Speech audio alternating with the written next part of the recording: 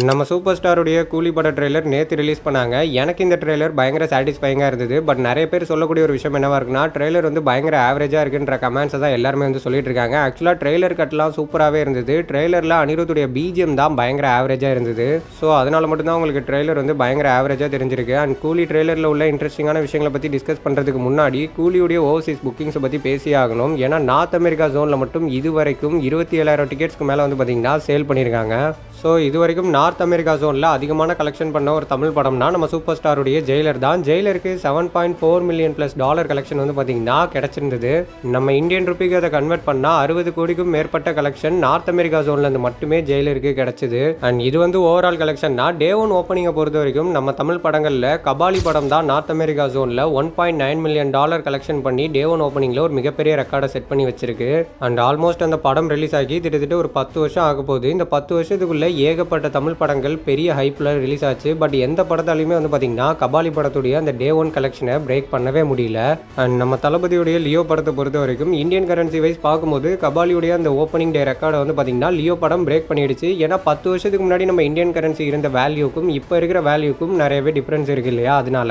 But அமெரிக்காவில் dollar wise check பண்ணும்போது $1.9 million collection கபாலிக்கும் $1.8 million collection லியோக்கும் வந்திருக்கு. ஸோ இப்போ வரைக்குமே அந்த கபாலி படத்துடைய நார்த் அமெரிக்கா ஓப்பனிங் டே ரெக்கார்டை வேற எந்த ஒரு படமுமே பிரேக் பண்ணல. ஆனா இப்போ அதே ரஜினிகாந்த் 10 வருஷம் கழிச்சு அந்த கபாலி படத்துக்கு இருந்த சேம் ஹைப்போட இந்த கூலி படம் மூலியமா அந்த படத்துடைய டே ஒன் ஓப்பனிங் ரெக்கார்டை பிரேக் பண்ண போறாரு. ஏன்னா இப்போவே $900K ப்ளஸ் வந்து கூலி கலெக்ஷன் பண்ணிடுச்சு. இன்னும் படம் ரிலீஸ் ஆகிறதுக்கு 10 நாள் இருக்கு. இந்த 10 நாளில் $10 லட்சம் கலெக்ட் பண்றது ஒன்றும் பெரிய விஷயமா இருக்காது. ஸோ ஈஸியாகவே கூலி கபாலியுடைய டே ஒன் ஓப்பனிங் ரெக்கார்டை பிரேக் பண்ணிடும். அண்ட் இப்போ அப்படியே ட்ரெய்லர் பக்கம் வரும். ட்ரெய்லரை பொறுத்த வரைக்கும் அனிருத் சாருடைய பேக்ரவுண்ட் ஸ்கோர் வந்து பயங்கர இம்ப்ரெசிவா இல்லை. அதுதான் வந்து எல்லாருமே சொல்லக்கூடிய ஒரு விஷயமா இருக்கு. ஆக்சுவலாக எனக்கு அந்த மோப் ஸ்டார் சாங் வந்து ரொம்பவே பிடிச்சிருந்தது. ஸோ எப்படியும் படம் வரதுக்குள்ள அந்த சாங் எல்லாரும் லூப் மோட்ல கேட்க தான் போறாங்க. கண்டிப்பாக அந்த சாங் எல்லாருக்கும் பிடிக்க தான் போகுது. பட் இருந்தாலும் நம்ம கொஞ்சம் யோசிச்சு பார்த்தோம்னா இதுக்கு முன்னாடி அனிருத் அண்ட் லோகேஷுடைய காம்போல ரிலீஸ் ஆன விக்ரம் அண்ட் லியோ ட்ரெய்லருடைய பேக்ரவுண்ட் ஸ்கோர்லாம் எடுத்து பார்த்தோம்னா ரெண்டுமே வந்து பயங்கர வெறித்தனமா இருக்கும். ஸோ நீங்க நல்லா கவனிச்சிங்கன்னா தெரியும், அந்த ரெண்டு ட்ரெய்லருமே ஒரு மாதிரி ஸ்லோவாக தான் ஸ்டார்ட் ஆகும். ஆனால் ஒரு இடத்துல வந்து பார்த்தீங்கன்னா அந்த ரெண்டு ட்ரெய்லருமே பயங்கரமா எலவேட் ஆகும். லியோ ட்ரெய்லரை பொறுத்த வரைக்கும் விஜய் சார் அந்த கண்ணை மூடி திறந்ததுக்கு அப்புறமா ட்ரெய்லர் எலவேட் ஆகிறதோட சேர்ந்து அந்த ரட்டட்டா பீஜமும் வந்து பார்த்தீங்கன்னா பயங்கரமா எலவேட் ஆகும். அண்ட் அதே மாதிரி விக்ரம் ட்ரெய்லர்ல கமல் சார் பார்த்துக்கலாம்னு சொன்னதுக்கு அப்புறமா ட்ரெய்லர் எலவேட் ஆகிறதோட சேர்ந்து ஒன்ஸ் அப்பான் அ டைம் சாங்கும் ஹை பிச்சை நோக்கி போகும். அதனால தான் அந்த ட்ரெய்லர்லாம் நமக்கு வந்து பயங்கர இன்ட்ரெஸ்டிங்காக தெரிஞ்சுது. பட் கூலி ட்ரெய்லரை பொறுத்த வரைக்கும் இவங்க பிஜிஎம் எலவேட் பண்றதுக்கு இவங்களுக்கு சான்ஸ் இருந்தது. பட் ஆனால் அவங்க அதை பண்ணல. இப்போ நீங்க நல்லா பாருங்க, ரஜினி சார் வந்து போடுறா கொக்கின்னு சொன்னதுக்கு அப்புறமா பிஜிஎம் வந்து பயங்கரமா எலவேட் பண்ணிருக்கலாம். மேபி வந்து பவர் சாங்கையோ இல்லை டிஸ்கோ தீமையோ போட்டிருந்தா பயங்கர இம்ப்ரெசிவா தெரிஞ்சிருக்கலாம்.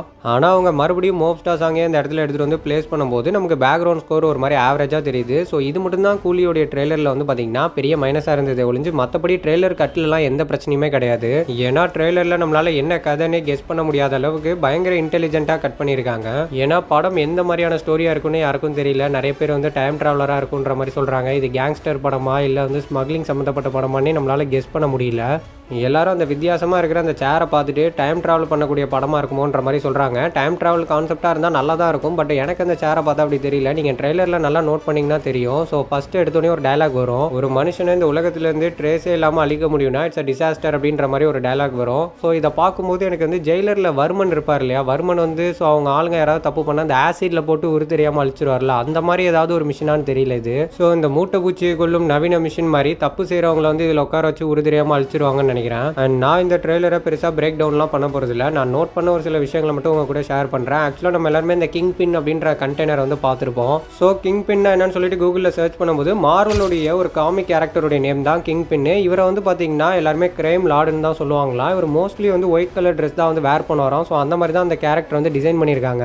நீங்கள் நல்லா பார்த்தீங்கன்னா உங்களுக்கே தெரியும், நாகார்ஜுனா சாருமே 2-3 ஃப்ரேமில் அதிகமாக ஒயிட் கலர் ட்ரெஸ் வேர் பண்ணியிருக்கிற மாதிரி தான் இந்த ட்ரெய்லர்லேயே இருக்கும். ஸோ ஒருவேளை லோகேஷ் வந்து இந்த கிங் பின் கேரக்டர் வந்து இன்ஸ்பயர் பண்ணி தான் சைமன் கேரக்டர் ரெடி பண்ணியிருப்பாருன்னு நினைக்கிறேன். அண்ட் ட்ரெய்லர்ல நிறைய ஃப்ரேம்ல வந்து பாத்தீங்கன்னா அந்த மேன்ஷன் ஒன்று காட்டுறாங்க. அந்த மேன்ஷன் யாரோடதுன்னு பாத்தீங்கன்னா அதுவுமே நம்ம ரஜினி சாருடைய மேன்ஷன் தான். ஸோ தேவா மேன்ஷன் தான் வந்து பாத்தீங்கன்னா அந்த மேன்ஷனோட நேமே இருக்கு.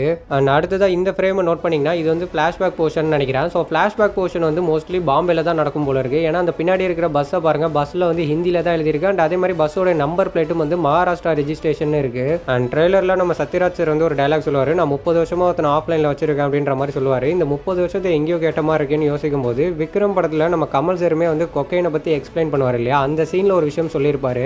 நான் 30 வருஷமா அண்டர் கவரில் தான் இருக்கேன் அப்படின்ற மாதிரி நம்ம கமல் சாருமே அந்த படத்தில் ஒரு டைலாக் சொல்லியிருப்பாரு. அதனால நான் வந்து விக்ரமும் கூலியும் வந்து எல்சியூவில் கனெக்ட் பண்ணிடுவாங்க அப்படின்ற மாதிரிலாம் சொல்ல மாட்டேன். பட் நான் ஏற்கனவே கூலி சம்மந்தமாக ஒரு வீடியோ போட்டிருந்தேன். அந்த வீடியோவில் வந்து ரஜினி சார் இந்த படத்தில் மேபி ஸ்பையாக கூட இருக்கலான்ற மாதிரி சொல்லியிருந்தேன். ஒருவேளை இந்த படத்தில் நம்ம ரஜினி சார் வந்து ஒரு ரா ஏஜென்ட்டாக கூட இருக்கலாம், என்னன்னே கெஸ் பண்ண முடியல ஸ்டோரியை. அண்ட் ஃபைனலாக இந்த ஒட்டுமொத்த ட்ரெய்லர்லையுமே ஒரு மொரட்டு ஃப்ரேம் அப்படின்னா பாஷா ஸ்டைலில் வந்து அந்த நெகட்டிவ் ஃப்ரேம் தான். ஆக்சுவலாக நம்ம ரஜினி சாருக்கு இந்த படத்தில் டிஏஜிங் பண்ணியிருக்காங்க போல ஃப்ளாஷ்பேக் போர்ஷனுக்காக.